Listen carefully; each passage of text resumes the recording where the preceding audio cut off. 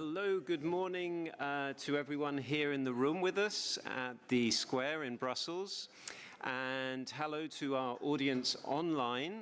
We've just started the web streaming, but let me just inform you that we're waiting for Commissioner Zaharieva.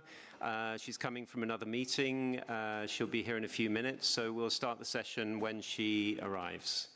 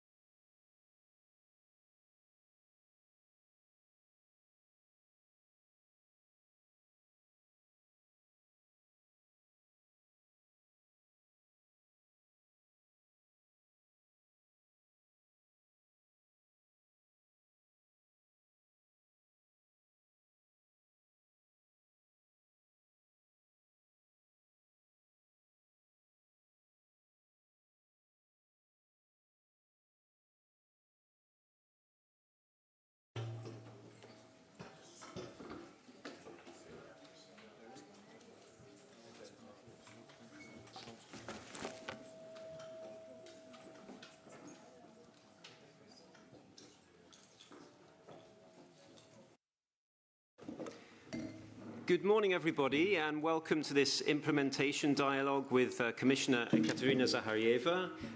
Welcome, Commissioner, on the Horizon Europe program. My name is Tony Lockett. I'm head of communication at the European Commission's DG for Research and Innovation, and we have with us also Matthias Will, the head of our Common Implementation Center. Before handing over to the Commissioner to frame our discussion this morning, I've been asked to share with you some practical information about how we're going to organize the next couple of hours. We're very pleased to see that we have a full room here at the Square, and we have, I'm told, over 1,000 people following us online, so I think that's a very good indication of the level of interest in what we're going to be discussing this morning, which is how we can make the Horizon Europe program even smarter and simpler than it already is. So let me very briefly explain to you how we're going to do this. We're going to be organizing the discussion around 3 thematic blocks. We'll have around half an hour for each of those. The first is on writing and submitting proposals. The second is on how proposals are evaluated. And the third is on the use of simplified cost options such as lump sums. For each of these 3 thematic blocks, we have a number of people who've already indicated to us that they would like to intervene here in the room to share their views. And we think we have a good balance already of inputs there from universities, from research centers, industry and SMEs, and of course from a range of different countries. At the same time, for each of the sessions, we're going to be using Slido to collect contributions from our audience here in the room and the audience audience online. You can see the QR code here on the screen, or you can just go to slido.com and enter the keyword dialogue in lowercase. So without further ado, I hand over to you, Commissioner, to deliver your opening remarks. Thank you. Thank you, Tony, and good morning to everybody, people in the room, and very grateful for people who are online with us. I will shorten my introduction because I really believe that for me this is one of the most important events for these 2 days of celebration of RNI. You know that in the beginning of this mandate, our President tasked all the commissioners to do minimum twice per year these implementation dialogues. And I really believe that it's a really good initiative and idea. Because very often, with very good intention actually, to simplify, to make the things better for our applicants and beneficiaries, sometimes we actually don't simplify, we make the things more complicated. I very often hear that actually Horizon Europe is more complicated than Horizon 2020.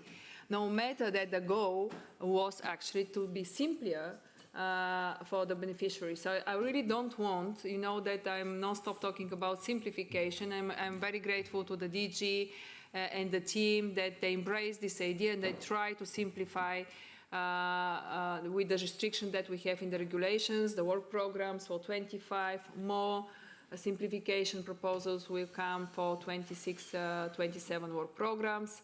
But I really will be very happy to listen your ideas, your proposals, what works well, what is not working well. Lump sums were mentioned by Tony. From one hand, I see people who are very happy and beneficiaries with the lump sums. They really believe that actually this reduce their reports, their cost by 30% and so on and so forth. But I also hear other voices who are saying the lump sums are not working well for the bigger projects, for more complicated projects and so on and so forth. So also I'm very grateful to the team who did prepare this simplification, because I really believe that you structure it very well, that the phases of one proposal, application and submission of the proposal, then of course the signing and so on and so forth. So of course what is important, and I know that the program is complicated, it actually covers everything from the low tier levels, fundamental research, then we have collaborative research with big consortiums, with 3 types of partnerships. I can share something personal. Actually, it was one of my nightmares to remember the differences between all 3 complicated partnerships. And I was asking my DG, why we have so many partnerships in the regulations? Is it also confusing, I believe, also for the member states and for beneficiaries? Of course, something else, when I was, our attempt was to cut the work program on half, and I said, okay, wow, excellent, it sounds really promising. And then I learned that the program is 3,000 pages. I said, okay, even half is not enough. I mean, it's too long yet. But it's not always, because it's very convenient, sometimes Commission to be blamed, the people who draft the program to be blamed.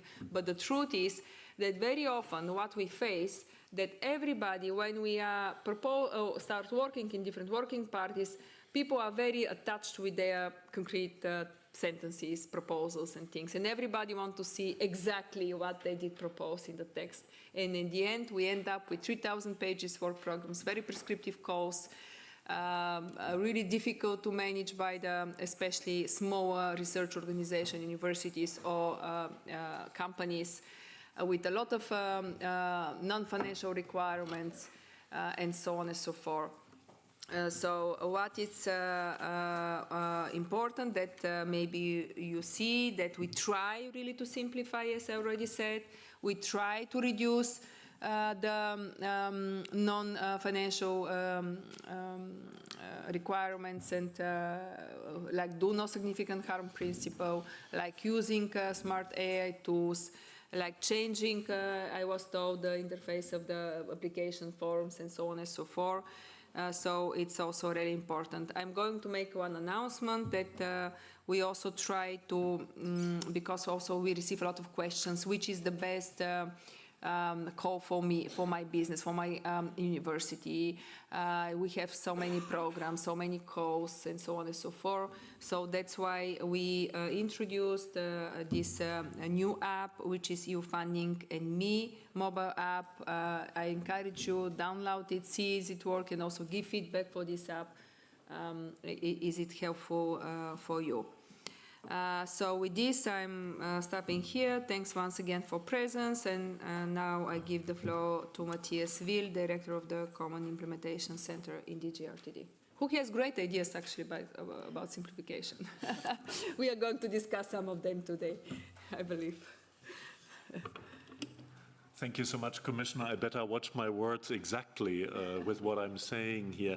I would like to join you in welcoming all of you here in the room, but also then the many thousand colleagues that are joining remotely. My role here is just maybe to add a few more facts and figures before we will go into these practical sessions. Implementation is maybe not the most obvious thing when you make proposals for the future. Everybody looks, of course, at the legislation and the shape, but if implementation doesn't work, all is nothing. Yeah. So I think nearing the end of Horizon Europe and negotiating, preparing for the future, it is a good moment now to take stock. Yeah, to listen to you, to experienced practitioners. And in the Common Implementation Center, we are not only helping with the implementation of Horizon Europe, we are the provider also for all directly funded EU programs.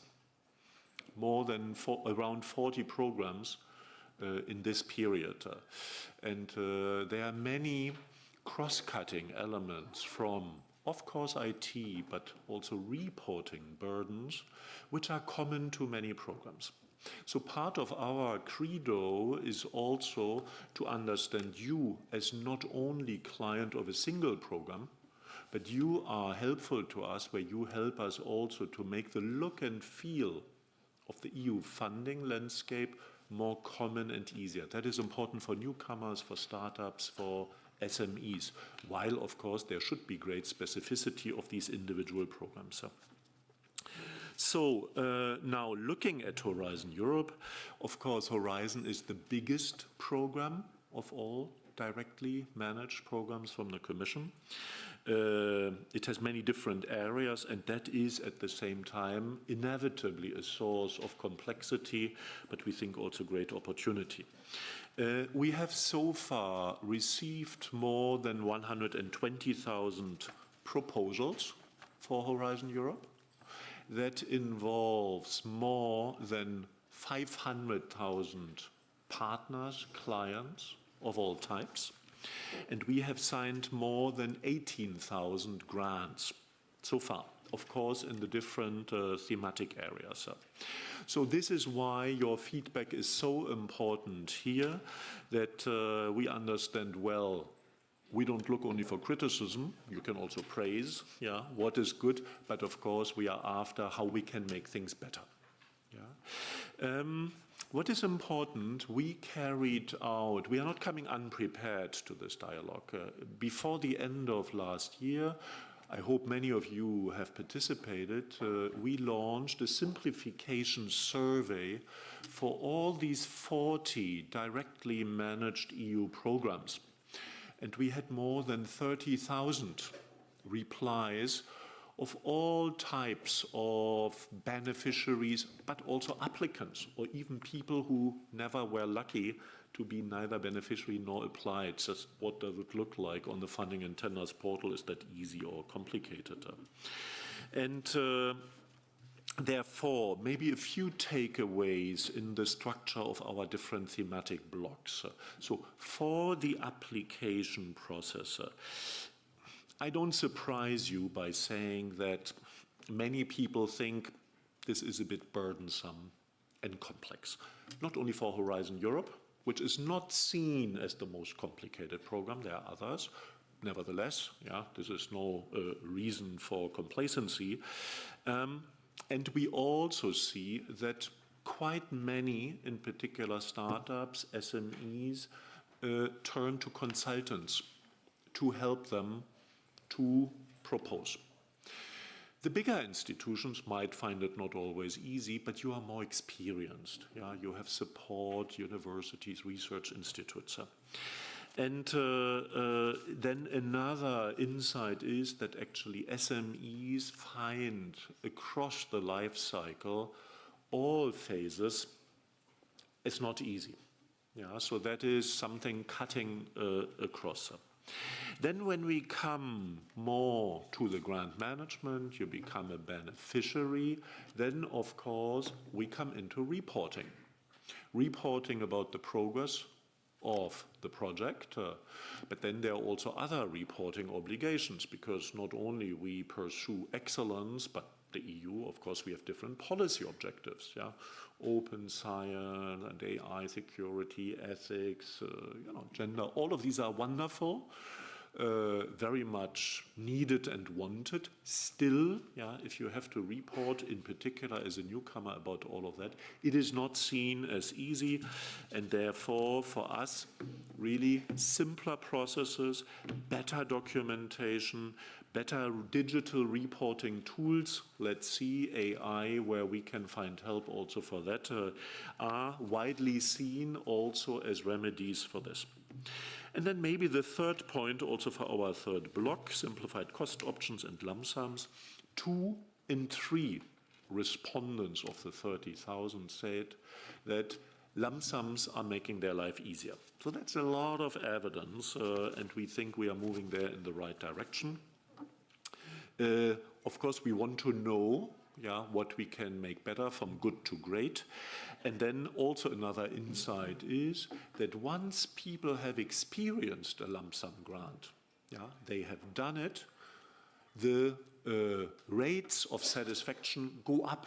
It's more than 3/4 of the people once they have experienced, yeah, who are strongly supportive, who are saying, this is making my life easier, whereas maybe people who have heard about it, who have not experienced it yet, say, sounds good, but let's see how good it really is.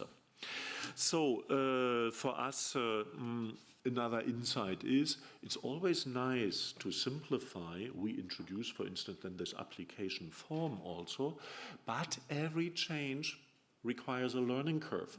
So for us it's important, yeah, that we have these online webinars, there's good information out there, that we make it as easy as possible. So in a way, your feedback is also welcome to our efforts of how we try to be didactic. Yeah, if there are insights, do it differently, or with this EU funding and me mobile app, which we want to use as well for that purpose. So maybe 2 more sentences.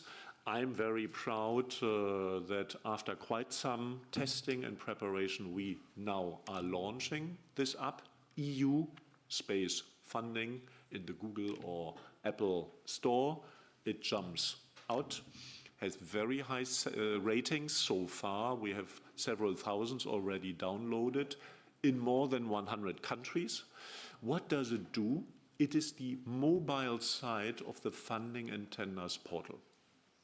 Searching for funding opportunities, of course not only Horizon Europe, all programs of the EU directly managed are in there. And in the future, next MFF, we will also want to have shared management in there. It should be the single mobile gateway to EU funding.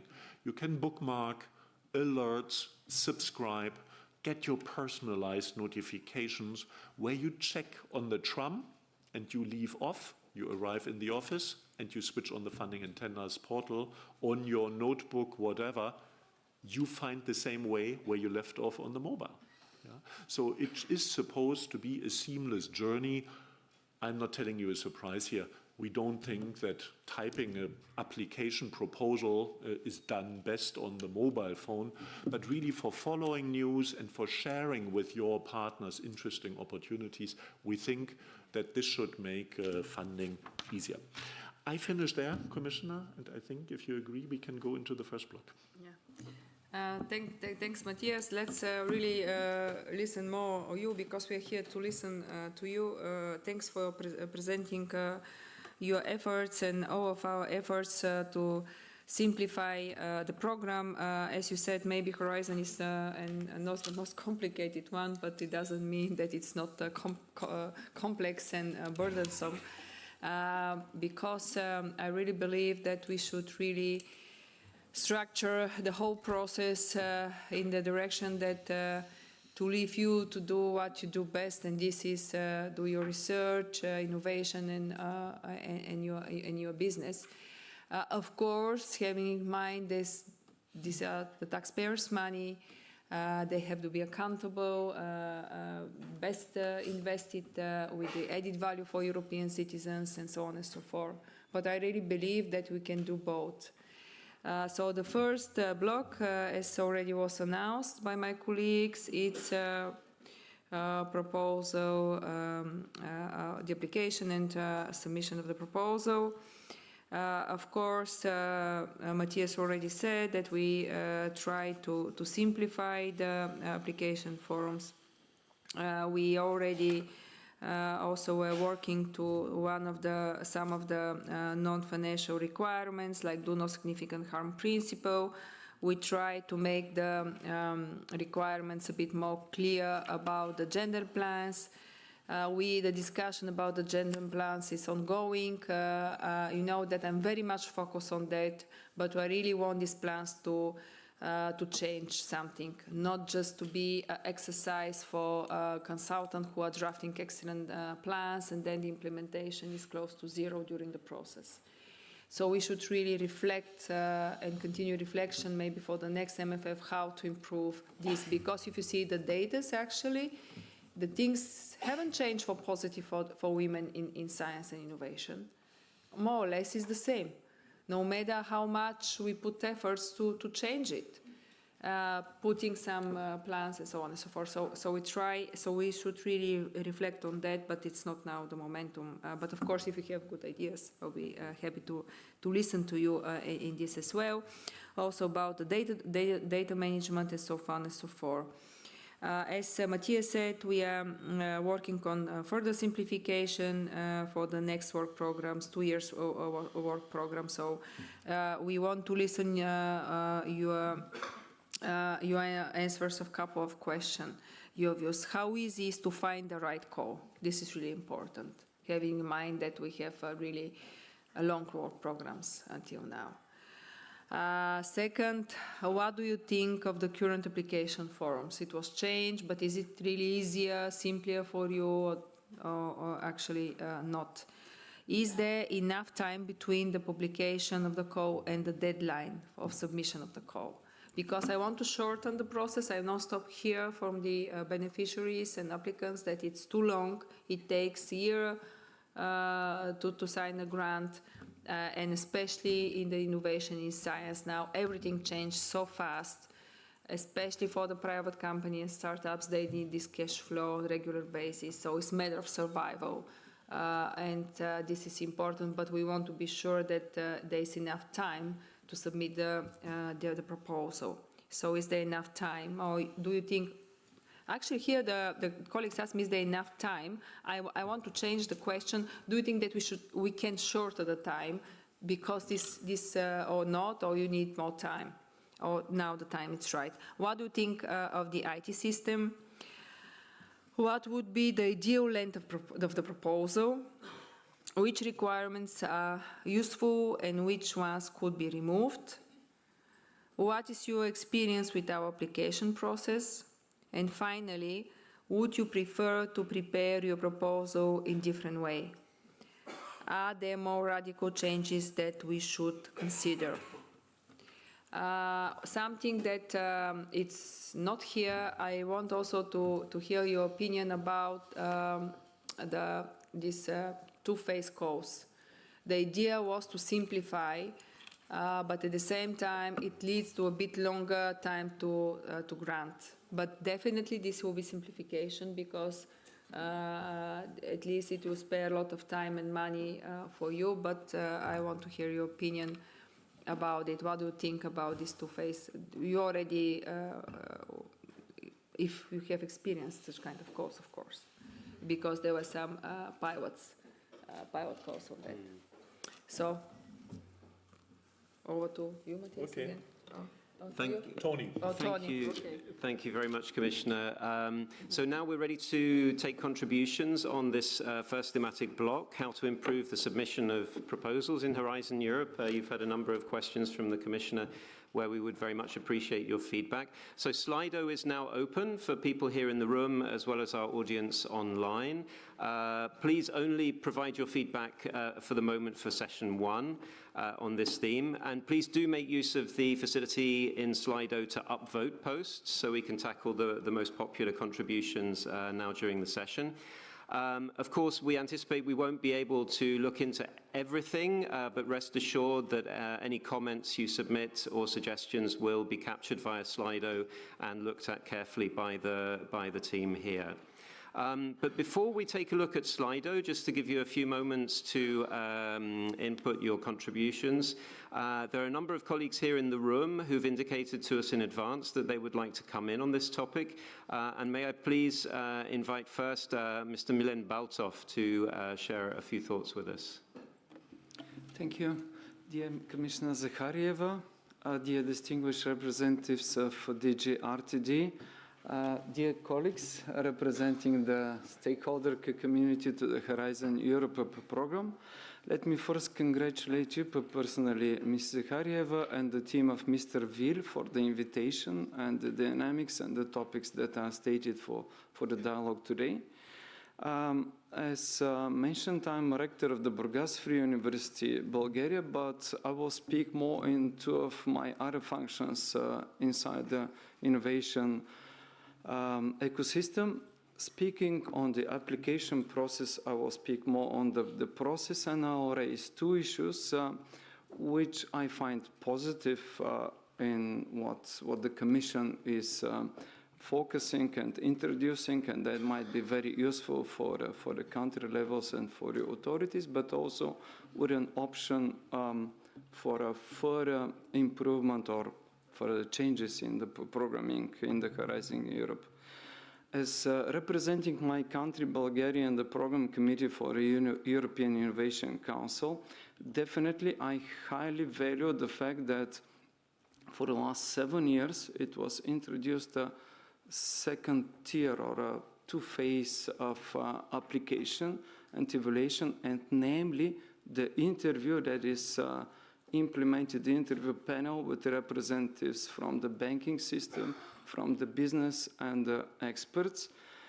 It is really bringing the application process closer to the investment process in the real business world. And I will recommend the national authorities, mainly the managing authorities at our countries, to implement such an approach with interviews with the applicants, because personally I believe that the holder of the ideas is also to evaluate, and he brings at least 30 or even 50%, as we discuss, of the future success of the idea. And on the second issue, my university is a partner, and I'm a Black Sea node for SBAP, which is the Sustainable Blue Economy Partnership. And we also, as a university, are financed on a topic in circular economy under the Driving Urban Transitions Partnership. And I wanted to share a concern for a co-funded course that happened in those partnerships. Definitely, it is very positive to foster the cross-border collaboration, but the joint transnational calls under the Horizon partnerships are challenging, because then we enter a variety of detailed set of rules and procedures which are applied under the different funding agencies and even the different legislation in each of the countries. And you may have a partnership of 7 countries, and each partner to apply the rules of his country or his funding body. And the fact is, yes, they provide 70% normally of the funding, but I was thinking whether it might be possible at the level of Horizon Europe to think of implementation rules that might be common for them. I'm not quite sure, but still it will be a positive step. And another tiny issue about the partners, in our case, as we are a partner in the big partnership in SBEP, that are different from the funding partners in our situation. It is the Ministry of Education and Research. We are not engaged, and it will be positive to be more engaged in the design of those co-funded calls, with our expertise and with our approach also. And yes, thank you. Thank you very much, Mr. Baltov. Can I now see if we have Ramona Oros from RHI Magnesita in Austria with us? Yes. Yes, please. If you could try to keep your remarks to a couple of minutes, please. Thank you. Sure. Thank you so much for this opportunity, and we appreciate the intention of streamlining the overall process. And I would like to bring your attention to one of the topics mentioned by the Commissioner regarding the two-stage proposals and the time frame. As I was presented, I'm coming from the corporate side, but from our experience in the running projects, also having partners, SMEs or other corporates, a lengthy timeline for a two-stage proposal that may go to more than a year and a half might bring challenges in keeping people engaged and in bringing innovation to the market. For SMEs, but also for corporates, the timing of innovation is critical. Having such a lengthy process sometimes may bring risk to the table, and engagement might not be so high. So we would appreciate if it is possible for the first stage proposal, when it's a bit shorter, the preparation, maybe to have a shorter timeline, while when we need to prepare the second stage, maybe there the current timeline could be reasonable, and also to manage that the overall time frame, it is slightly below a year, if possible, so we can keep the speed of innovation and make it competitive for the markets and keep Europe at the front end of this innovation. That's my contribution. Thank you. Thank you very much. Next, I think we have Mar Cervera-Reg with us. Welcome, Mar. Please, if you could just share a couple of minutes of your remarks.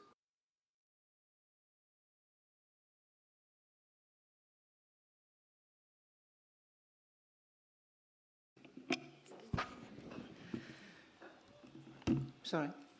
Thank you very much for the invitation, and thank you for sure, your Commissioner, for being so near the beneficiaries and this implementation dialogue, which I think is very interesting, not only for you to get feedback, but also for all of us as stakeholders. So thank you for the invitation, and nice meeting you. I'm Marcel Vera, representing the Alicante Science Park, which is part of the University of Alicante in Spain, and it was created actually to help a spin-off in deep tech technologies to grow up.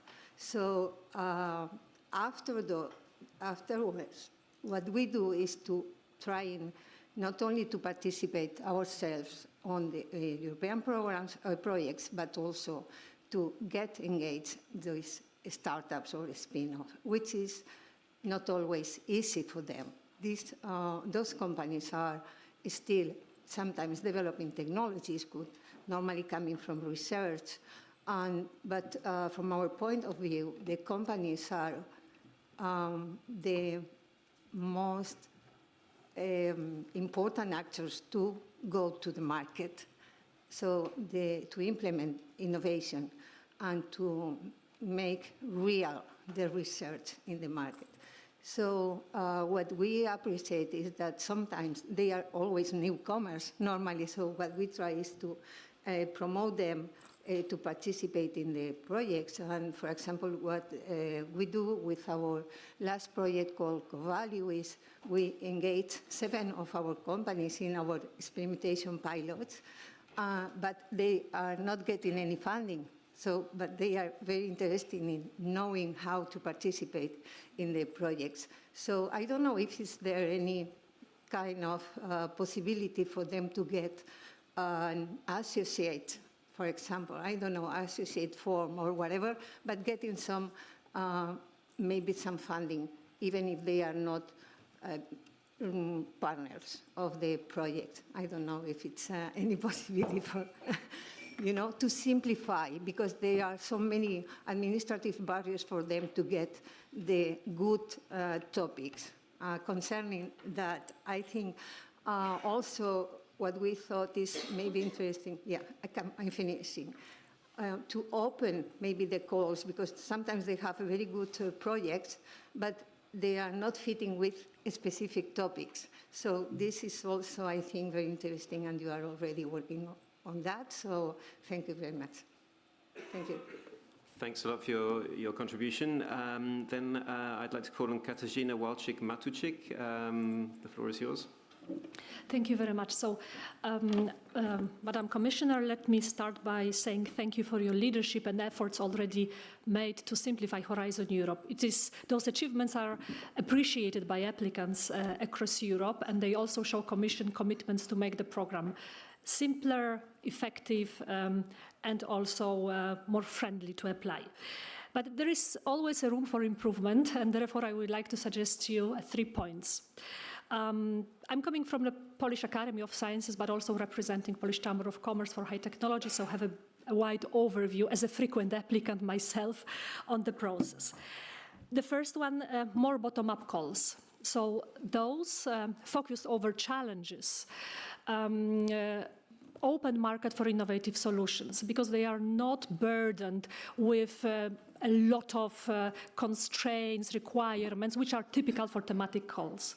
They give the possibility to unlock creativity, bring various stakeholders, also startups and SMEs, and also what is very important, they ensure or support the inclusiveness of the European research area. So they should be widely applied, also under clusters, and then finding a relevant code will be much easier. Second, a technical one, but important, and this is what Mr. Will mentioned, about the proportionality of requirements. Today, data management, gender, and open science are a part of excellence section in the proposal. They are very important, they should remain mandatory, but in the part A of the application process. So the proposals not meeting them should be not eligible. And on the other hand, this would provide applicants space to elaborate more what is at the heart of the evaluation process: excellence, novelty, and the methodology. And last but not least, quite a radical change, so reframing impact section. Today, impact section is foreseen as unnecessary, complex, and artificial, with a lot of KPIs and requirements that detach the impact from the excellence. It is very difficult for scientists, and this is actually mostly in the hands of specialized consultants to prepare the impact section. So what could help is like concentrating in the impact section on the valorization of knowledge, which should be generated under the excellence. So this will be a natural link between an excellence and then developed under the impact. Ask for innovative solutions, technologies, and the added value for the benefits of economy and the society. So yeah, that's it. We strongly believe that implementing those 3 points would really allow to concentrate on what at the very heart of Horizon Europe: excellent science and real-world impact of the European research and innovation. Thank you. Thank you very much, Katarzyna. And last, I have Anna Paola Mendonça from the University of Padova in Italy. Yep. Please. Thank you, Commissioner. Thank you, members of the dialogue, for everyone here in the room and also the ones online. I am Anna Paula Mendonça. I'm senior biomedical researcher at the University of Padova and I'm CAA Italy chair, chapter chair. Well, the Horizon Europe represents a transformative funding for research and innovation for sure. Therefore, it is essential that the project proposal submissions are efficient. Currently, applicants, as already mentioned, must possess a deep understanding of the entire process, not just the innovative idea, which points to the high level of complexity involved in the proposal submission. I would like to highlight that the funding and tender portal should be improved, and perhaps going to be improved with the app, for example, as all stages of Horizon projects are managed through the portal, from call information to proposal submissions. Implementing smart filtering, for example, can make easier to find suitable calls. Still, with the portal, interactive help systems can be created in the submitting portal, including video tutorials, example text, and chatbot for assistant with the common questions. Also, I encounter bottleneck were words and rules which are inconsistent sometimes, where specific groups like medical doctors face unclear eligibility, and where small non-academic partners are concerned with procedures like obtaining the participant in the identification code. These issues discourage participation and creates unnecessary stress. And finally, real-time validation of compliance in checking, for example, so applicants can immediately know if they are meeting the requirements rather than discovering later in the process. So I think simplifying the submission process is a great idea, and for sure bring more innovative ideas to reach society. Thank you. Thank you very much for those first contributions. Before we take a look at Slido and see if we have any questions or comments there, maybe I turn to the Commissioner and Matthias. If you we look at Slido first. And then yeah. Okay. So Peter. Yes, we have colleagues in the background to look into the Slido towards the most popular, but also maybe the most relevant contributions. We will bring up our first contribution hopefully soon on the screen. Just one technical remark. We see that there are many contributions already on the subject of lump sums. So everybody using Slido in the room and also remotely, we cover now submission. We have a dedicated section, section 3 on lump sums. You will have to reintroduce your comments and suggestions on lump sums because technically we cannot move things from one session to the other. Colleagues, are we ready? Yes. So the first contribution from the Slido is about less complex topics, enabling the participation of smaller consortia. Excellence should remain the guiding principle. I think this echoes what we heard already. Next one, shortening the time from call to grant is good, but 3 months is needed from results of stage 1 to submission to stage 2. So this is about two-stage procedures. Simplify requirements for stage 1 submissions. We heard this already. Thank you. Maybe one more. Short proposals of no more than 25 pages, plus 3 to 5 pages for business cases, if necessary, would reduce evaluation time and accelerate implementation. So shorter proposals. Yes, I suggest we take 2 more, and then maybe we have a round of many struggle with the impact chapter. Concept of pathways to impact in relation to call topics and destinations is hard to understand, also scale and significance. Okay, should we leave it at that? Or one more? Yes. Application numbers are exploding, and due to the generative AI, the whole system in the present state is doomed. What will be done about this? Also very pertinent remark, I think.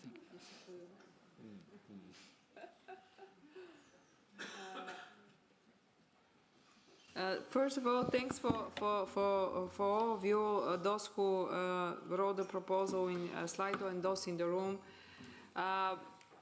So give me some relief that I'm in the right direction, my thinking, because what I heard from all of you is exactly what we try to introduce, having in mind, as I said, that we are limited by the current regulations, who are very, very prescriptive. So what is my take from what I hear from you? Of course, shorten the time to grant, crucial, mainly for the startups and private sector, but as well also for the universities, because some of them, they rely on continuation of their projects and they have to know what to do with the scientists and the people and so on and so forth. But what was said, and I really believe it's less prescriptive calls. Some of you call them from Alicante, they don't fit exactly well, no matter that they have excellent ideas for the topic of the call, which is again less prescriptive call. Ekaterina was saying more bottom-up calls, more result-oriented or challenging, find solution-oriented calls, and I completely agree with this. If we want really to simplify for universities, but also for the private sector, but the most importantly, European citizens to see the added value of what we are doing, and you are doing actually, it's the research reach their lives, everyday lives. How? If we really are focused on find solutions on the challenges that we have. So the message to you is that actually, no matter that Commission proposal of Horizon is very ambitious, especially the scientists should realize that the world is changing and the more grants, it's not a given anymore. We should convince the governments and the finance ministers that our work, your work, has a huge added value for the life of their citizens, for the economy, for the competitiveness, and so on and so forth. So I'm completely agree. My take is less prescriptive calls, more bottom-up calls, shorten the time. Thanks for concrete proposals about the impact section. I agree with you. Of course, we are going to reflect and discuss with the DG and with the others, but which is exactly we are doing this for valorization, to reach the market, to find, so this is really good idea. Thanks for that. But also thanks for, a couple of you said, for this two-stage solution, shorten the period in first part. We were discussing this. I was exactly saying the same to my team. And the reaction, sorry people to say, was, yeah, but they will need more time to fit a consortium. Because when I was looking at the time, day by day, I said, okay, why, again, it will be less than 10 pages. They should present only the idea. This is the goal of this two-stage, actually.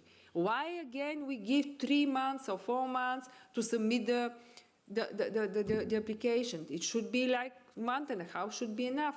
The reaction of the team was they will need time to form consortium and so on and so forth, and we should leave, again, the same period.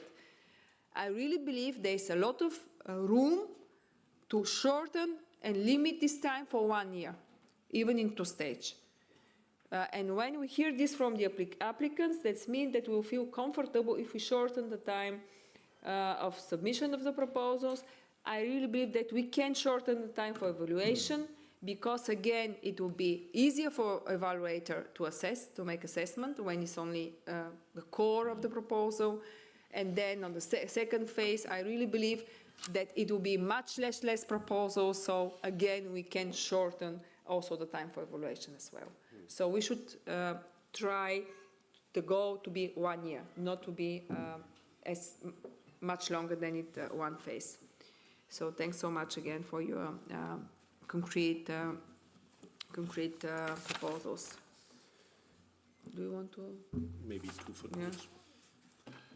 Yeah. Just complementing, I heard the plea for real-time eligibility checking, make that easier, farm it out to the part A, concentrate on excellence in the part B. there's technology, there's AI, there's chatbot, so we are using AI for the search functionalities in the funding and tenders portal, but indeed there are a couple of things that we are examining. I think, yes, the complication of the pathways to impact, it is not easily graspable, but to concentrate maybe on valorization can also be something important. And then what you said, incubators, startups, I mean, there are many different funding sources. That is the ambition at the latest for the next MFF, to have a single EU gateway, all different funding modes, direct, indirect, shared, and we are, through the Funding and Tenders portal already today, able to show also national research funding opportunities. So we still have to convince here a little bit, also member states, that this might be a plus for all if they can showcase opportunities which are really open. We are not there yet. But I think these things make it easier also, for the smaller ones. And one thing, we still need probably a year or so, maybe a bit less, for having a powerful, it will never be like LinkedIn, but we are aiming high, a partnership, for building consortia. And that should make it easier for the newcomers, who hesitate. They cannot be the coordinator, they are not experienced, but to find it easier to join maybe a consortium. So there are a couple of things that I picked up there. Thanks, Commissioner. Thanks, Matthias. I think maybe it's now time to move on to our second thematic block. That was a very interesting discussion on submissions, but now let's move on to proposal evaluation. So we will open again Slido for comments and contributions on this second topic on proposal evaluation. And don't forget to upvote other comments if you agree with them using that functionality in Slido. So, Commissioner, would you like to introduce this second topic on evaluations? Yeah, quite shortly. It is a really crucial phase of the life cycle for the trust in the system, and of course, that's why it's so important part for me. Personal, of course, always it's very competitive program. Unfortunately, we are able to finance a really small part of excellent proposal that we receive because of the lack of budget, and that's why sometimes people feel when they try not successfully that something's wrong, that they are biased, and so on and so forth. So that's why we did introduce this blunt evaluation pilots to see is it true that they're biased. Of course, my team it's always try to provide the highest quality of service and to select the best evaluators, and of course but as I said, it's still even the perception, and if some people don't trust, we should do and put everything, all the efforts that we can to really address this. So that's why it's so important. What is, as I said, sometimes we hear that, not that they don't trust, but they want to understand better what was the problem, how to be more successful next time. So why their proposal was not selected, for example. This is what I hear here as well. But as I mentioned in the beginning, we discussed, I met with all the directors in the DG, discussing with all of them their work, but also always with focus on simplification. Always ask them what do we think we can do more, and we discussed with Matthias. He introduced something that a lot of member states actually are already doing. We discuss it, and not that we are going to do it, but we try to check. I try to check, and for now I receive only positive feedbacks, to be frank. But of course, this is the process and idea we are exploring. As I said, not that we're going to do it next 2 years, but we want to hear from you.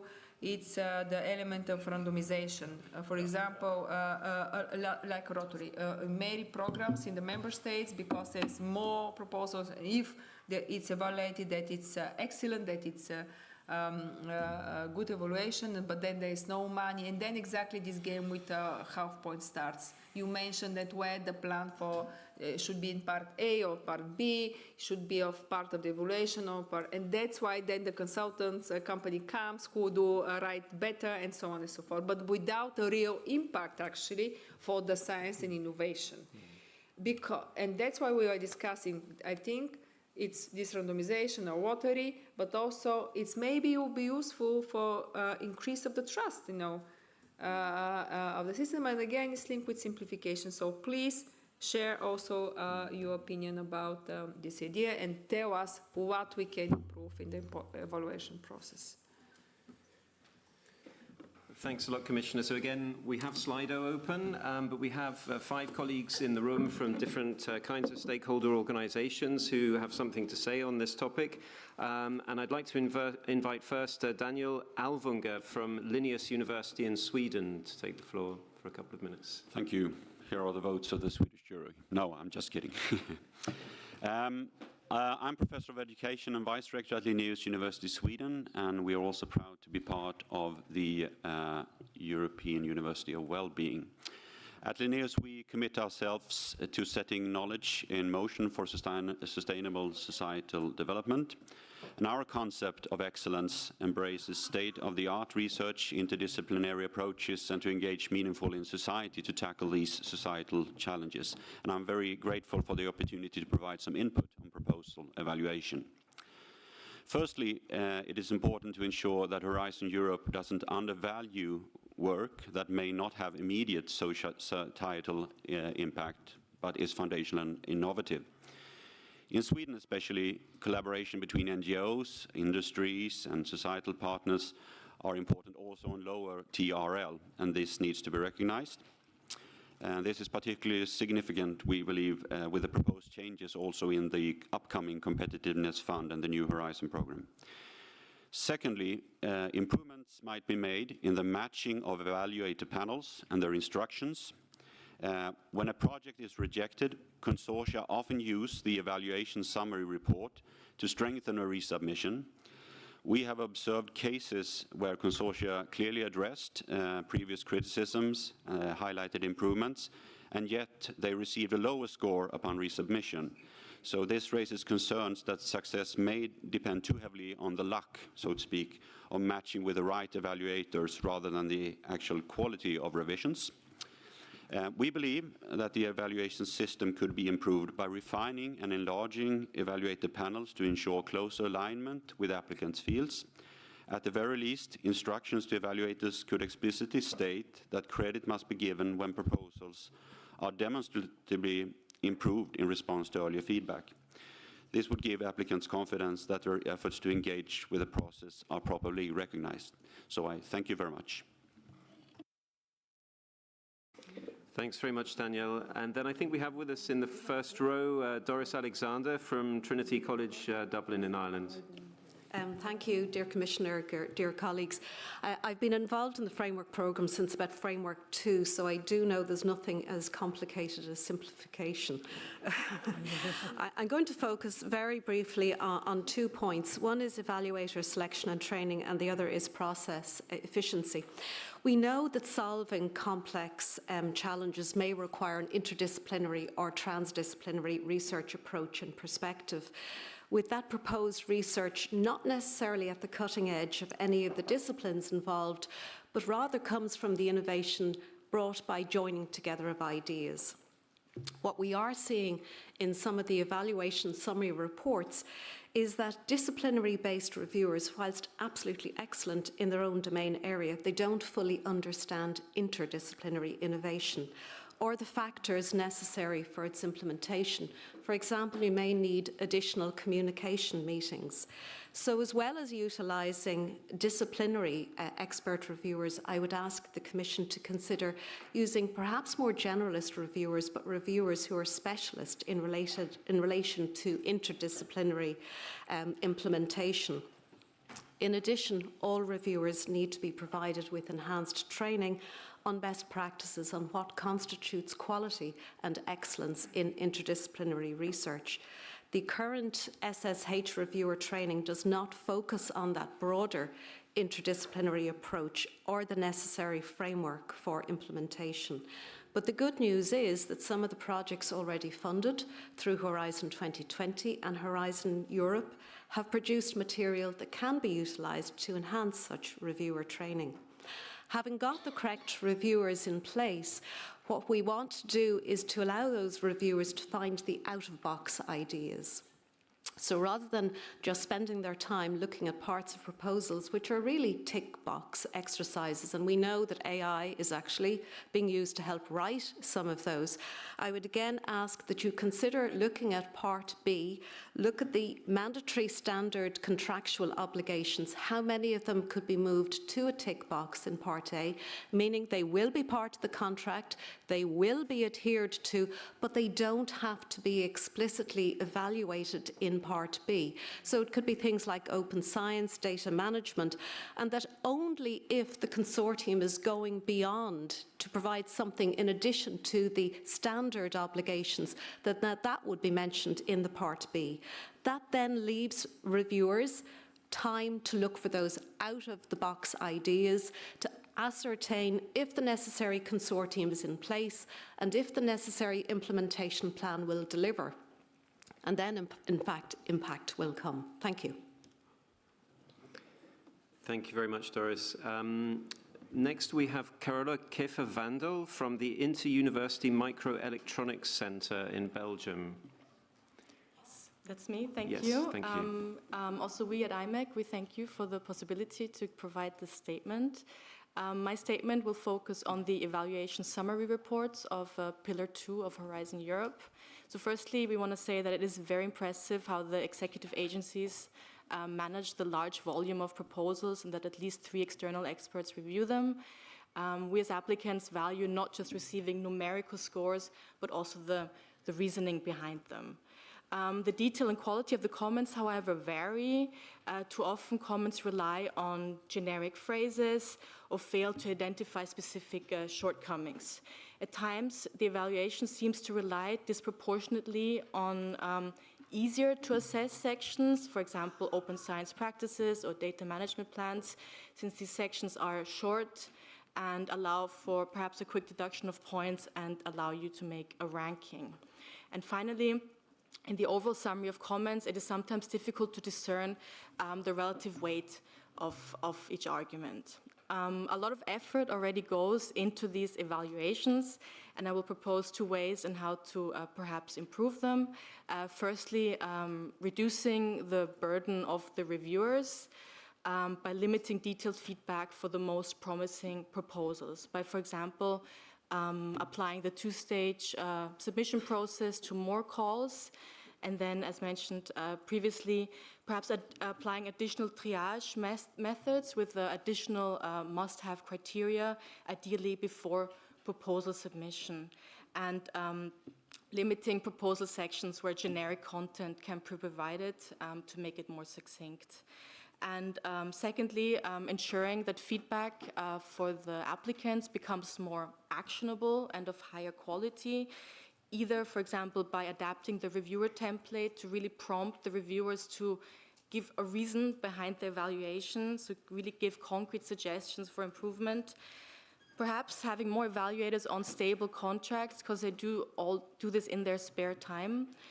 And finally, allowing the redress procedure also to address factual errors, because I do hear that these happen sometimes, instead of just the procedural ones. And yeah, with this, I finish my statement, and thank you again.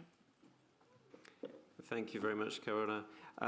Next, we have, I think, in the front row, Inkeri Huttu, freshly arrived from Finland, where you are representing the ABB Marine and Ports. Is it on? Yeah, it's on now. Thank you. Great to be here. When I'm listening to the other ones, I have so many similar thoughts. But to add with those, I would say that we would need more evaluators from industry. We have lots of people with, let's say, doctorate or science background also in industry, and these people would be very much needed to understand the cross-disciplinary work, etc. But I do understand that, for example, my colleagues are very busy with the customer projects. You know, the industry itself is very, very full of work. So that's the first point. And then communication from EU.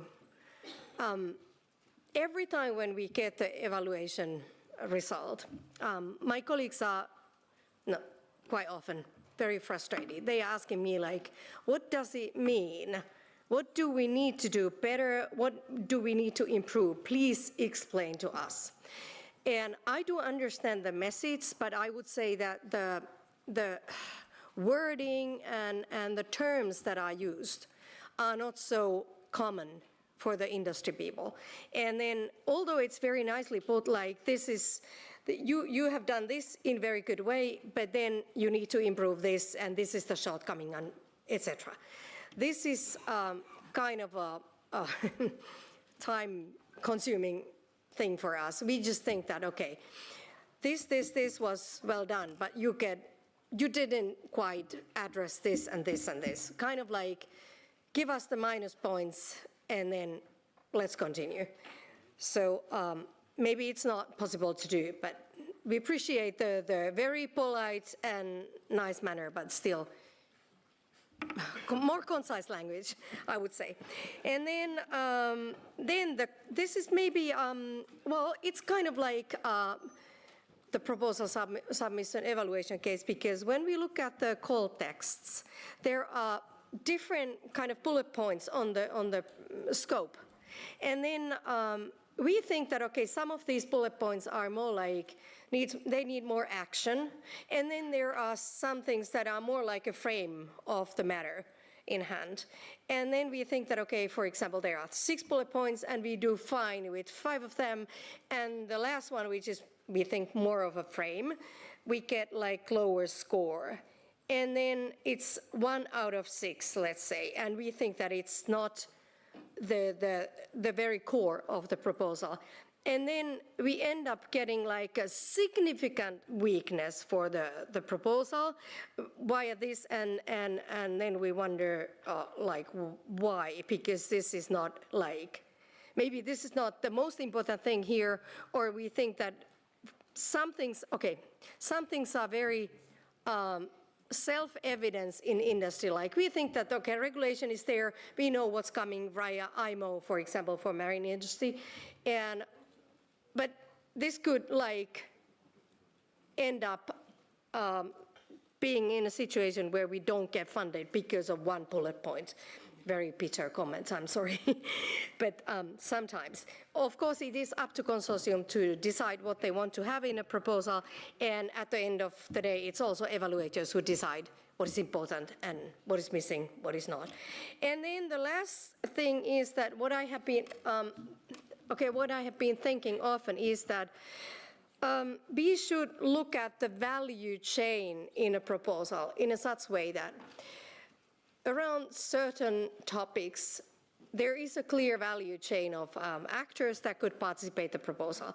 But then for us, for example, APP is an integrator. And for many of the proposals, people are coming to us and they say that, hey, we need an integrator to our project. When we look at the project, it is a good project. We think there is a role for us. But when we look at our own research, we think that, okay, this is almost like done. And then we don't see the progress in TRL level because we kind of think that we are already there. So at the end of the day, we think that this project is only a simple investment for our company. And we are not willing to take it because we are not probably getting funded. But we still think that it would be important to have the entire value chain. And my question is basically that how do you get the incremental improvements on board on a project so that it doesn't jeopardize entire consortium at the end of the evaluation? Okay, those were my things. Thank you. Thank you very much for sharing that. And then we have one last colleague in the room who has a contribution to share with us onto this thematic block. It's Marios Prasinos from Telematic Medical Applications in Greece. Commissioner Zaharieva, colleagues, thank you for the floor.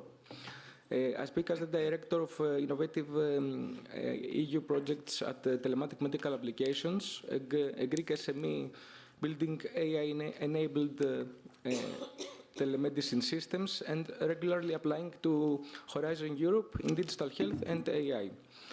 So, as a frequent Horizon Europe applicant and an implementer, I'll offer 4 practical suggestions. First, fit panels to proposals. Introduce a competence matrix with a finer taxonomy, not just generic like AI and health, but tags of subdomains like edge analytics, medical device regulation, and real-world pilots. So applicants can tick 3 to 5 tags they truly need, and experts do the same in their profiles.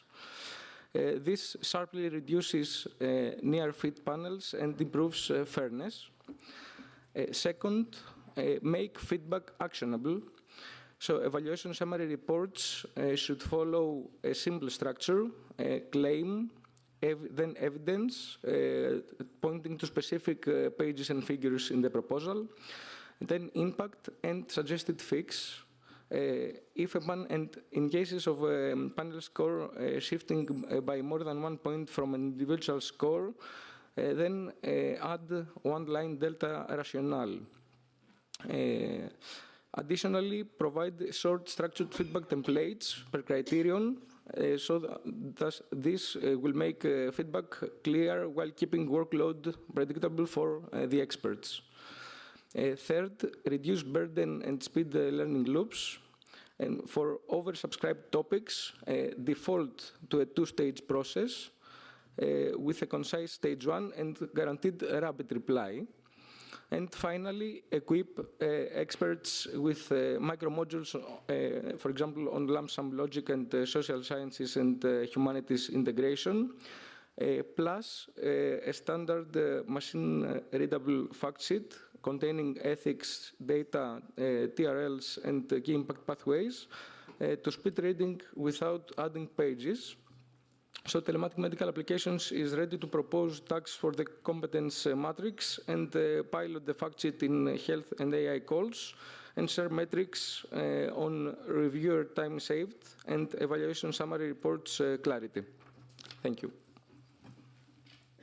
Thank you, Marius. Thanks for those 5 very relevant contributions. Shall we now have a quick look at Slido and see what has come in the meantime? Yes, if the colleagues can bring up. Yes. First one, can applicants receive not only the score but also the written feedback after stage 1 to prepare for stage 2 application? This will improve the proposal. Thank you. Yeah. Next one. Excellent proposals with 14.5 out of 15 are rejected. Is there any plan to make funding available for such proposals in the future? Okay, next one. Introduce better evaluation feedback guidance to specifically help with resubmission of future proposals. That echoes what we have heard already. And 2 more, please. How do you want to deal with more and more proposals being developed with generative AI tools? We had this already in the first session, very pertinent question. And last one, I would suggest for this session, excellence and where relevant impact should always remain the main criteria for evaluation. We heard this already before. Thank you. Thank you very much. Commissioner, would you like to? First of all, thanks for very, very concrete proposals, and we discussed with Matthias because we really believe that all of them are very, very valuable. Please, can you write them, because we are afraid that we didn't heard everything, or maybe we wasn't managed to write everything. Please send us in written your concrete proposals, all of you who did say it. And I will take a lot of, it was said also in the first part, how we structure in general also the application form is very crucial. It's linked with the evaluation process as well, which what to leave in part A, what in part B. So we are thinking in the same direction, obviously, as well, because I really believe that the things that are just not linked with impact, with the core of the project, should be part of eligibility criteria, not then in the evaluation. And of course, all of you, and also in Slido, that the feedback to the applicants who are not then became beneficiaries should be better structured. They should see also the result of their hard work if they then submit another proposal and they address the proposals and they still are again not evaluated well. And something that I really believe that it's a core of also the trust in our union is how we communicate, how we talk. I think it's doable. The language in all the documents that we issue, including in the evaluation feedback, should be easier to understand. I very often ask the people, of course, it's not easy, 27 nations, work together, so that's why it is very polite. A bit Brussels language is very common for here, which makes us able to work together. But I really believe that times are changing and we should be much more straightforward. You can be polite and nice by saying concrete things.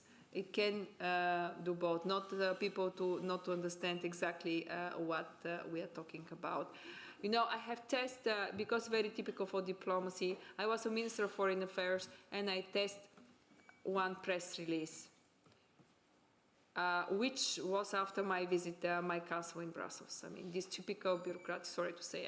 I called a very experienced diplomat from other directorate, 25 years experience, and I said, do you understand? Can you explain me? No, I test 10 people. Nobody did understood, actually. So how we think that the others understand us? I mean, we should start speak human language.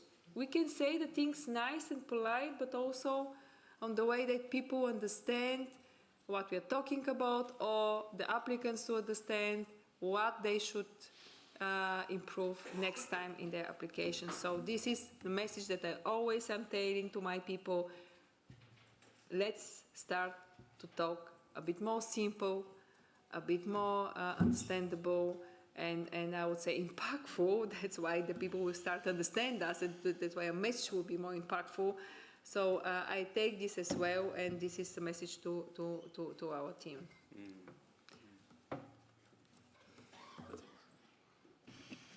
Yeah, I just wonder what my legal colleagues would tell me now when they are listening to this. They would say, oh, okay, all good, but please not too dangerous that we don't get more complaints and then we have more work. No, I do the caricature. I fully agree with all of that. Declutter part B. Make it easier for evaluators and you, for the eligibility checks for the NFOs, either in the beginning, very clear, or make them part of the grant, of the gap agreement, the grant negotiation phase, and then make them become part of the grant agreement. I think the randomization, in a way, we have been thinking about, the Commissioner said it, it's not around the door, we are not around the corner, we are not going to introduce this without properly examining. But what we see is that sometimes excellent proposals differ by half a point. And then the difference is that there's something on the gender, on the open science. So if basically these other elements are tilting the balance in favor or against, then we are missing out on the excellence thing. And I think that is what we have heard very clearly from you. Quality of panels, interdisciplinary was mentioned, the importance for that. There are more detailed things. This is why it's important that we really get your written statement. Please send it to Peter and me. Reviewer templates, really the instructions given to them. One thing where it is impossible to promise to you and engage is if we give the best feedback in the world, we try to make you better there will never be enough money despite the Commission's proposal to double. Yeah, if everybody is increasing, there will always be competition. But I think what we want to have is meaningful feedback, and that really excellence in the end prevails over other things where, I don't know, consultants give their added value. And then with the AI, I mean, AI nowadays make your life easier. You want to write a prompt and AI gives you many words that make the trick. Then the evaluators come in, want to use AI to reduce many things that you have sent into a few. So we really have to see that we put AI to the good use where it can simplify the, can I say, the lower quality work to make your life easier, yeah? How to fill in, how to understand the rules, how to avoid easy mistakes, but where your experience, your ambition, your effort is needed on where quality matters, where I think the human element will prevail.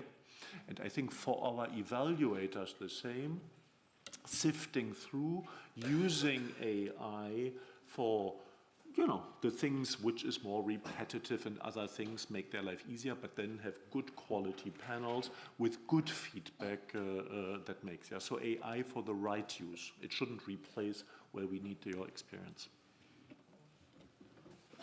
Thanks, Matthias. It's time now to move on to the third and final thematic block in this event, which is on simplified cost options, including lump sums, which we've already heard about a bit. So I think we're going to follow the same format as for the previous blocks. The Commissioner will deliver some opening remarks, then we'll have some interventions from the room, and then we'll have a look at Slido and give some feedback to the contributions we've received. So, Commissioner, can I introduce you to, invite you to introduce this third session? There's no a lot to say. I would prefer to listen to them. I already said that lump sums the one of the novelties that it's not novel, new already, with other simplified cost options, really to simplify and improve the program for the beneficiaries. That it was starting during Horizon 2020 for a couple of calls, and it's actually the goal is the lump sums to reach about 50% of the call budget in the last years of this program. And I hear a lot of different, absolutely different things. I'm very happy. It's improved my life, and then it's not suitable for all the calls, and why you should not just set the target 50%.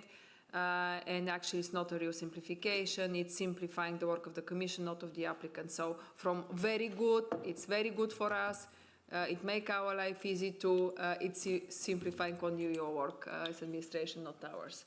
So that's why, of course, your feedback it's very important. Matthias was reporting the study that they launched last year, and the fact that I agree with him that, and of course I speak with a lot of stakeholders, they are a bit afraid because it's something new in the beginning, but when they experienced, they realized it actually very a big simplification for them as well. But of course, obviously, if there are a lot of questions and uncertainties, maybe we should really do something to improve the current template, and to answer these concerns.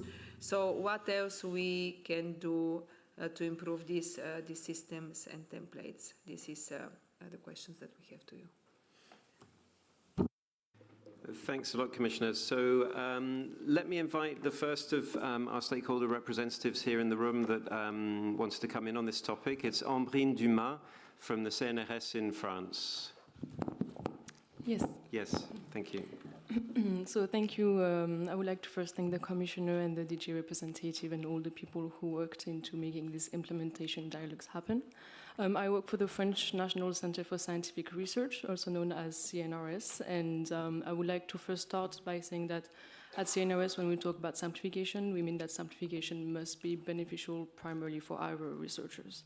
And we welcome the use of lump sum findings, actually, because we did notice that it reduced significantly the burden, not only for our scientists, but also for the administrative staff and the laboratories. And actually, we were so convinced by the mechanism that we also advised for an adoption at the national level. And the French National Research Agency also adopted the lump sum for the management of some instruments. Now, if we want to talk about recommendation, we would mostly say that to continue on the path to simplification, the rules to budget and justify equipment costs should be simplified as well, because it is one issue that is also being mentioned by our scientists and the teams. And maybe also that when we talk about proposals, the proposal should feature maybe a more simplified budget that can then later be detailed, like the lump sum can be detailed once the proposal is selected. And that's it for me. Thank you very much. Thank you very much, Ambrine. Then we have Ina Sebastian from Infineon Technologies in Germany. Yes, thank you. So, dear Commissioner Zaharieva, dear Commission staff, thank you for organizing this dialogue. I'm responsible for research and innovation policy at my company. A few remarks in advance. Infineon is active in the field of microelectronics. We are a highly research-driven, high-tech company with a yearly invest of more than 13% of our yearly revenue in research and innovation. Therefore, collaboration projects with partners from science and business are really key. We need attractive conditions in programs like Horizon Europe. And we are a very experienced beneficiary in this program, so to say, yeah. Now I come to the simplified cost options. To say it in advance, Infineon has strong reservations about the general use of simplified cost options. Because, first, simplified cost options would or could reduce administrative work only if they are applied consistently across all programs and calls, which is not the case today. For example, national funding still relies on actual cost, at least for Germany. So we just learned in France it's something different maybe. In fact, managing lump sums and budget-based grants in parallel increases complexity and workload within my company. Second, lump sums do not fit all kinds of projects, especially complex projects with large consortia. Without financial cost evidence, control and administrative efforts shift to technical checks within the projects because payments depend on accepted progress, and this poses a challenge. Coordinators must apply stricter acceptance criteria and carry out more cross-partner reviews. Third, simplified cost options are often capped using benchmark rates. For high-cost, high-tech companies like Infineon, the maximum rates are often much lower than the actual cost rates. Conclusion, I'm sorry to say, but Infineon really prefers to continue reporting project cost using our usual accounting practices, which is the average personal costs. And I know many companies, large companies and large research organizations share our opinion. Thank you.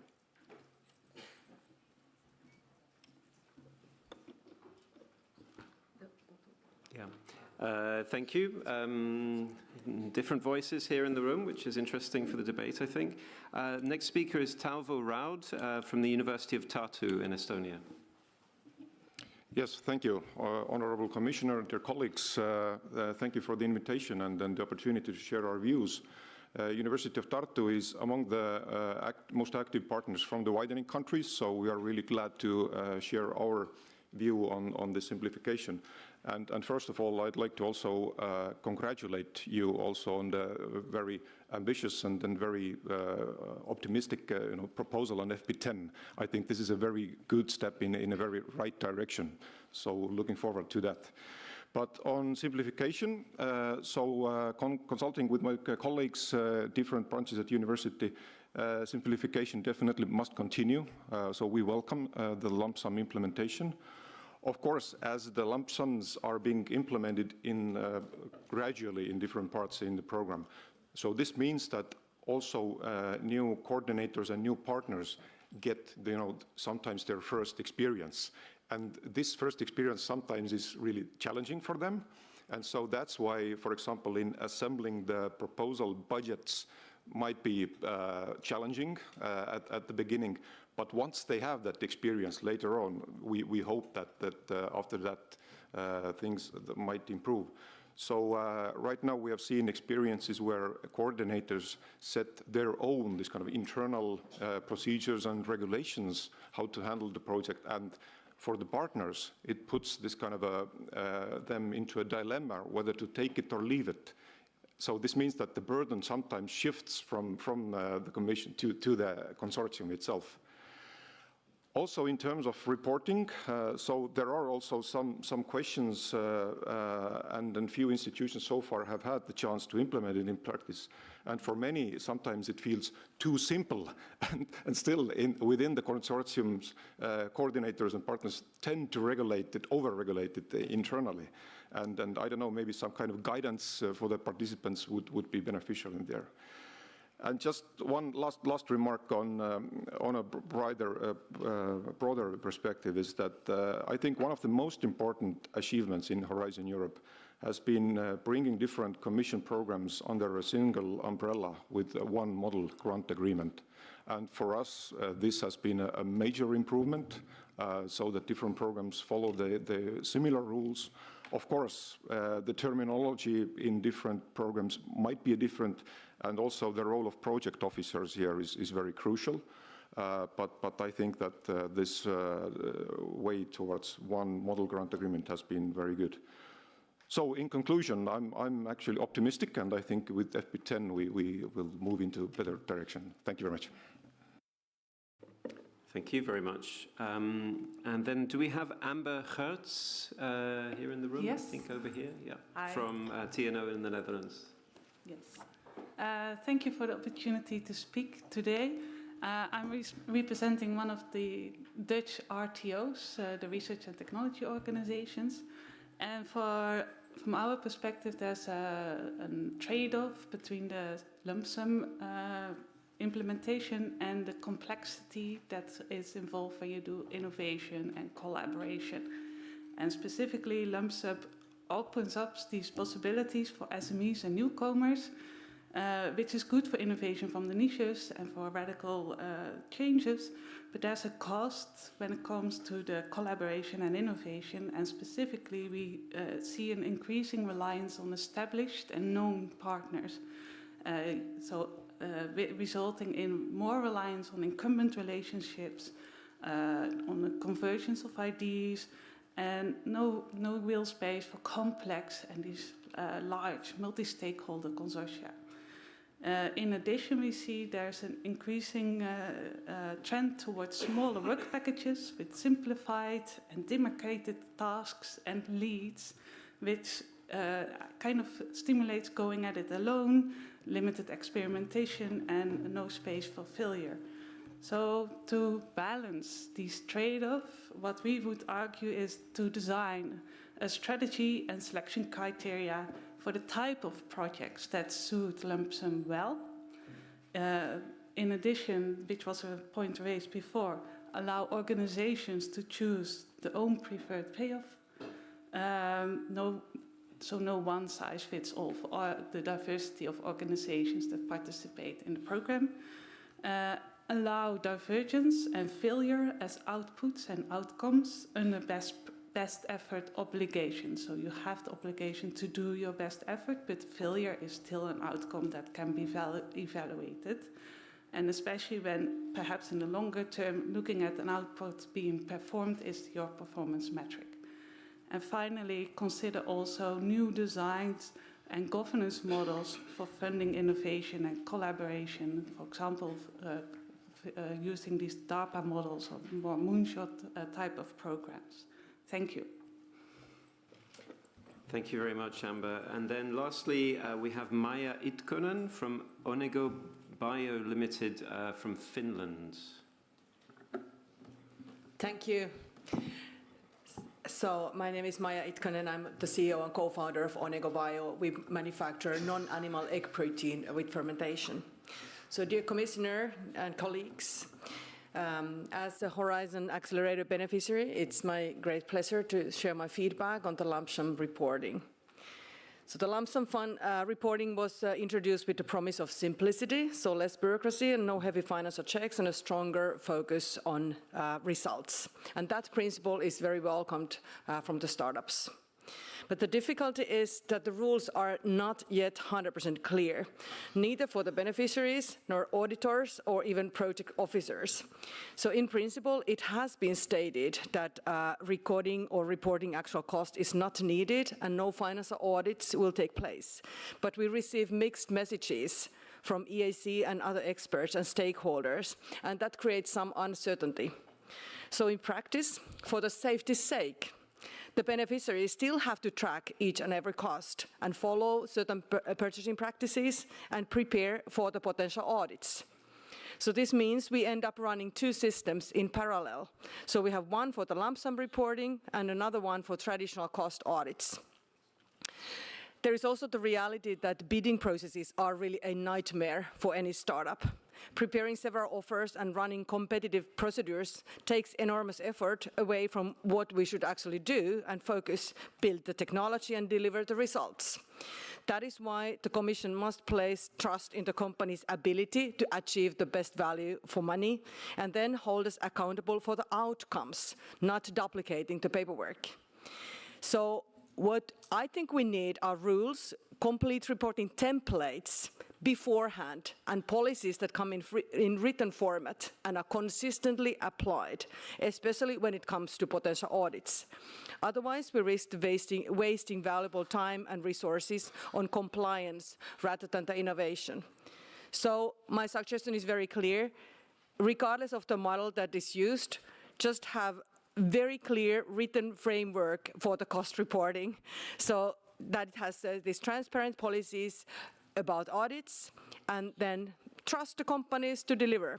That way, the system does what it promises. So it supports innovation, ensures the value for the taxpayers, and allows us to spend our precious time on impact rather than administrative uncertainty. Thank you very much, Maija. Thanks to all of our contributors in that session. Peter, I wonder in the meantime if we've received any contributions via Slido. Yes, we've received many of them. So, starting with lump sum satisfaction seems based on a small sample. For instance, H2020 pilot had just 90% response rate. Will more evaluations follow before Horizon Europe? We can say a word on this because we had another lump sum evaluation report recently, which is available on our portal, which took a very big sample of the now much more higher number of grants that were already funded. So the reference to this very first evaluation report is a bit outdated. Next one, lump sums are great for the 15% who receive funding. For the remaining 85%, however, it is a lot of extra work. The arguments against this are unrealistic. Okay, next one. By using more two-stage procedures for lump sums, applicants would be required to set up a full budget only in the second stage when the success rate is higher, indeed. And one more, high variability in personnel costs under the collective labor agreements will make further simplification complicated. Noted. And one more, make milestones during grant preparation phase for the payment dues, pay based on delivered deliverables instead of work packages at milestone time. Okay, should we start?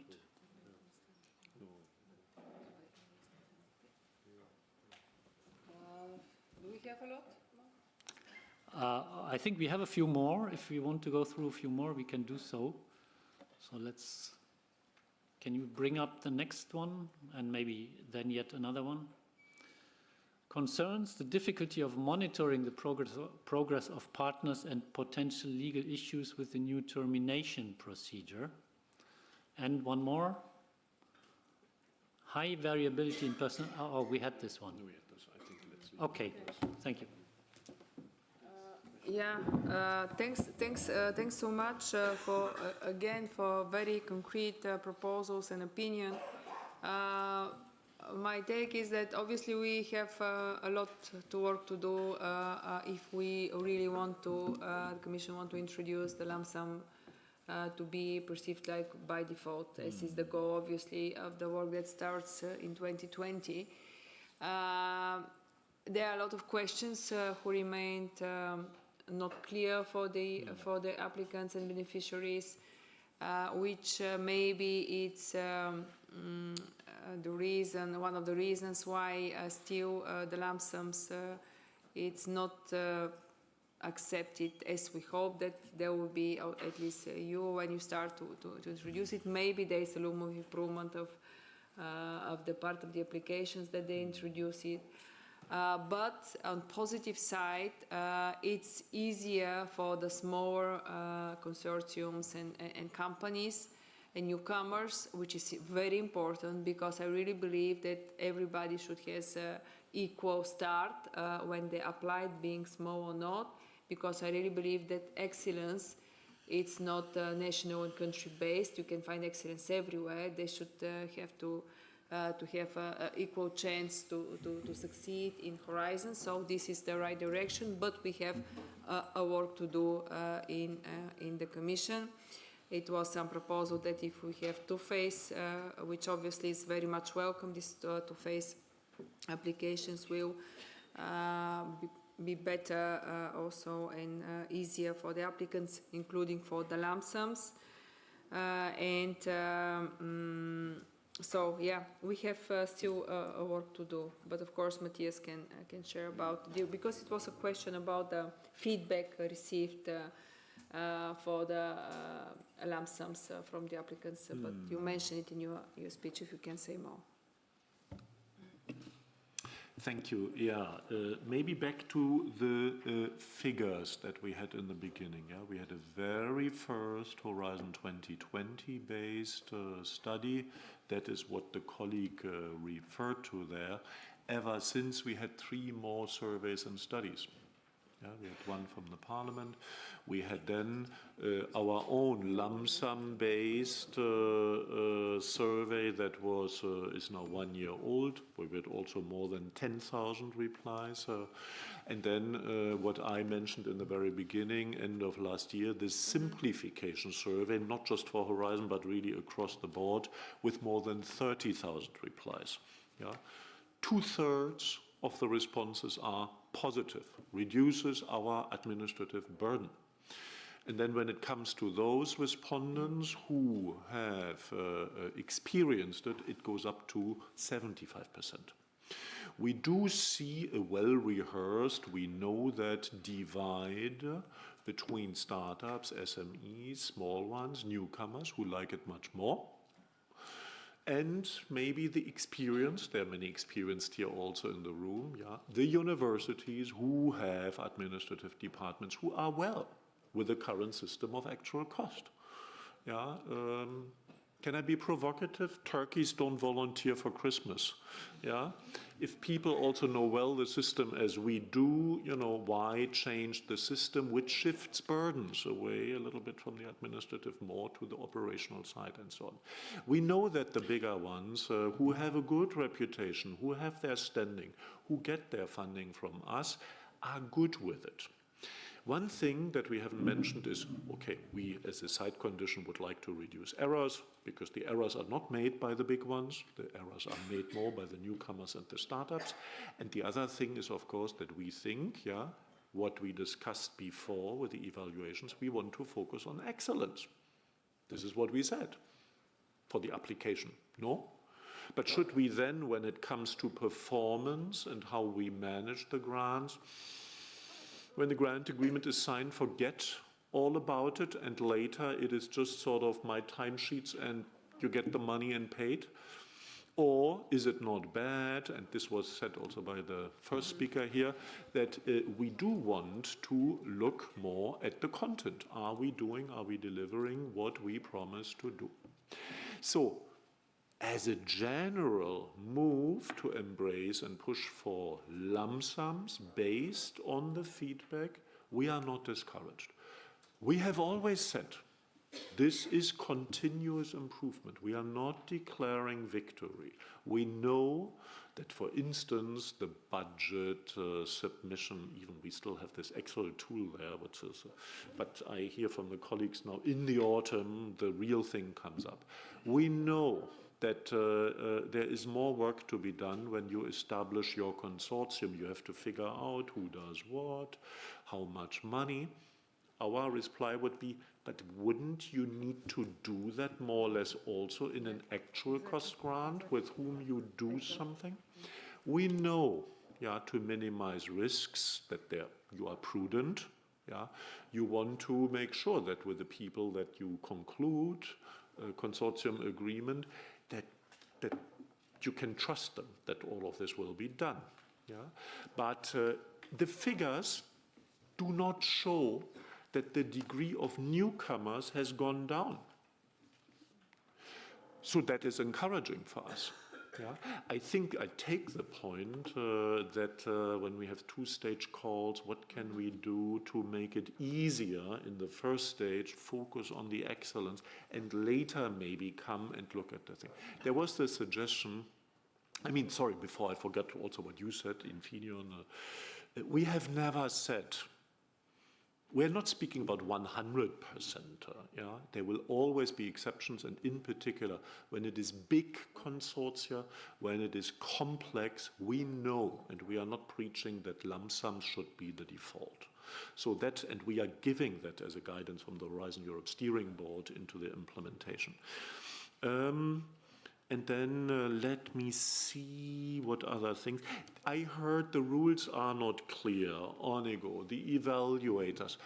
Whenever somebody comes to Peter and me and says not clear or the practice is different or what we hear, we tell them, let's meet.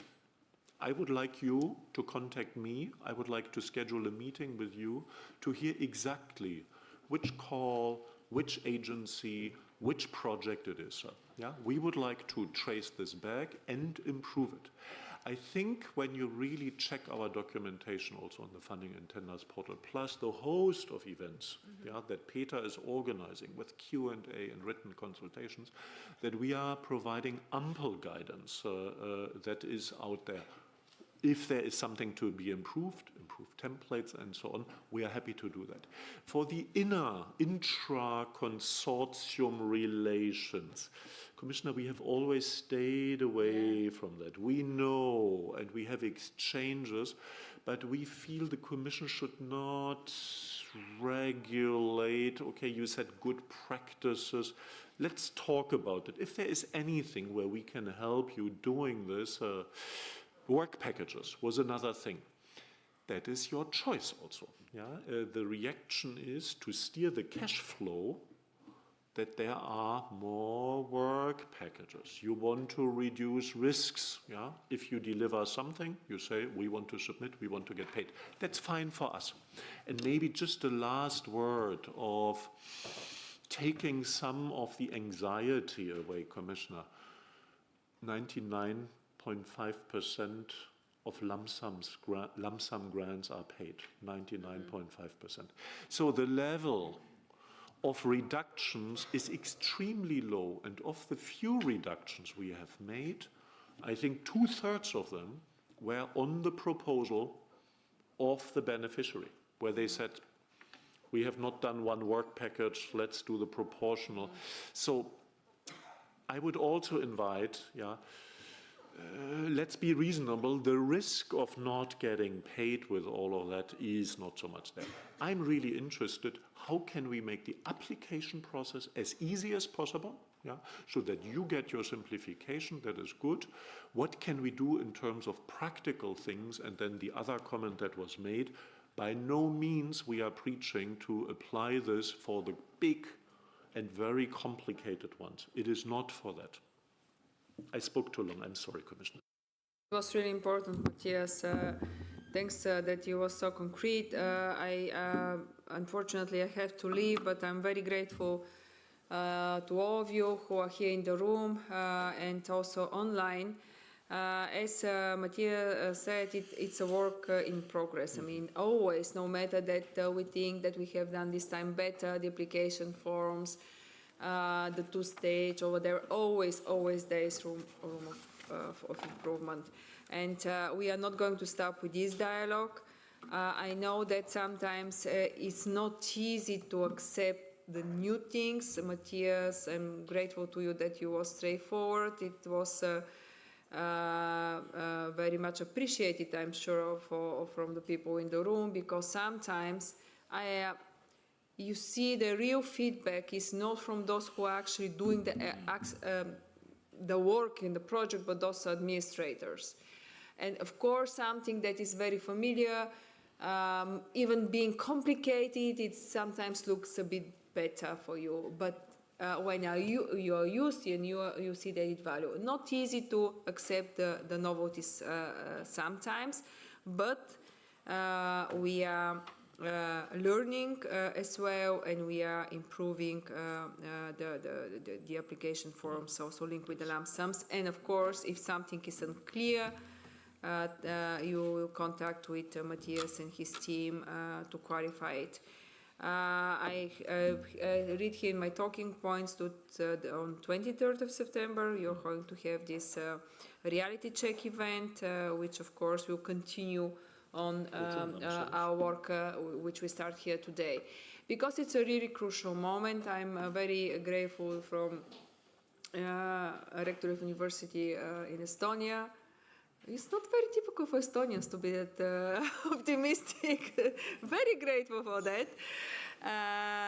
So for optimistic mood, let's be we have a great proposal from the Commission.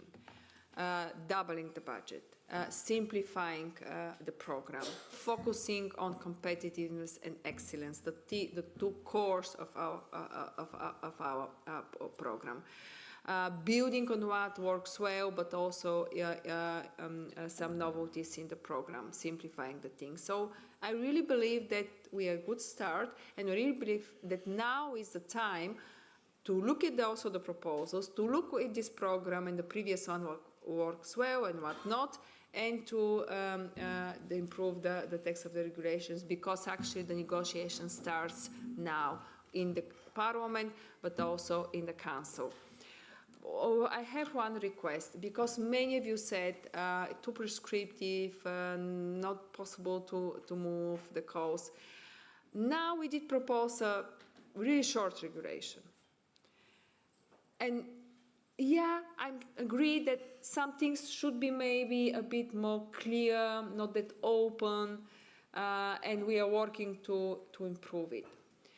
But then not to reintroduce again everything which is now, and which will lead, as happened with Horizon Europe, to more complicated program compared with what was the previous time. So we rely on your support on that, because sometimes people are very attached to the previous way that they're doing, and I'm afraid that we may end up at the end with, again, everything very concrete, and not possible to make this bottom-up calls or more result-oriented, and so on and so forth. So we rely on your support, but let's structure the next program now, but as well, also we have 2.5 years remaining from that one, simplify Horizon Europe.